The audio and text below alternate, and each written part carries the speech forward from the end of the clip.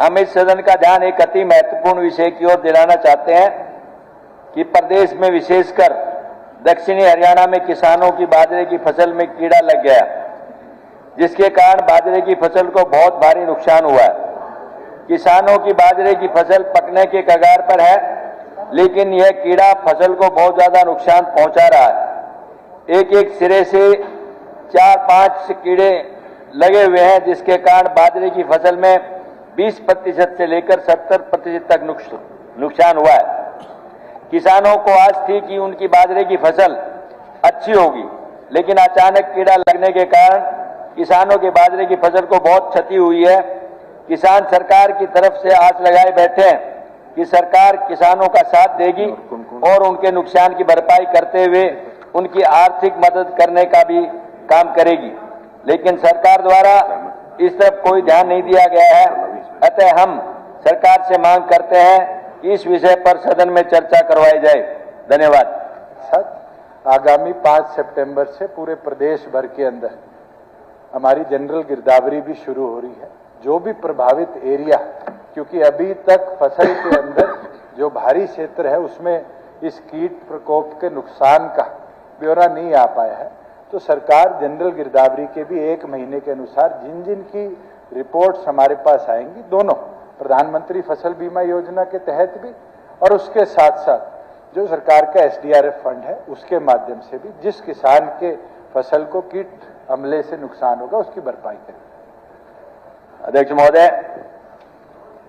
हम सब जानते हैं कि हरियाणा कृषि प्रधान प्रदेश है और विशेष तौर पर दक्षिणी हरियाणा के अंदर लैंड होल्डिंग बहुत कम है।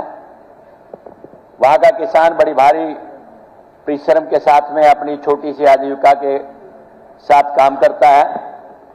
मुख्य रूप से हमारे यहाँ गेहूं, सरसों, कपास और बाजरे की फसल होती है। जब बाजरे की फसल आई तो ये लगता है कि इससे पशुधन को भी लाभ होगा और किसान को भी लाभ होगा। ये पहली बार ऐसा हुआ है। अनेकों बार कीट आए, लेकिन उनका समाधान किसान जैसे तैसे करता रहा।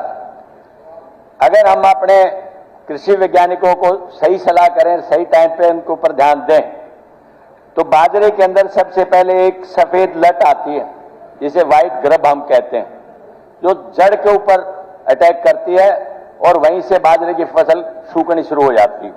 अगर उस मार से कोई बच जाता है, फिर उसके सीटे पे जाकर के ये अमेरिकन जो बोल्ट वॉर्म जिसको कह रहे हैं हम, अमेरिकन सुंडी, इससे प्रभावित रहता है। पहली बार देखने के लिए मिला है कितने लार्ज स्केल के ऊपर इसका प्रभाव हुआ। मैं पूछना चाह रहा हूं, क्या सरकार बहुत सीरियस तरीके से सही आकलन करके जो जो क्षतिग्रस्त एरिया है उनको कुछ देना चाह रही है या नहीं देना चाह रही? अनेकों बार ऐसा हुआ है, भावांतर भरपाई के अंदर भी हम लोग कहीं से कई बार वंचित रहे हैं।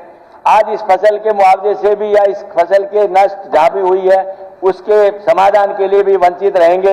तो ये मैं जानना चाहता हूं, सरकार हकीकत में इसका समाधान, देखिए प्राकृतिक आपदा आती है, उनको नहीं रोक सकते, लेकिन इस तरह की कीटनाशक दवाइयों के साथ में काम हम कर सकते हैं। जो इन्फेक्टेड फसल होती है उसको सरकार को पहले तो इसका संज्ञान लेना चाहिए, और नहीं ले पाए हैं तो अब जो हुआ है नुकसान उसकी भरपाई के लिए सरकार क्या करना चाहती है, इस बारे में जानना चाहता हूं।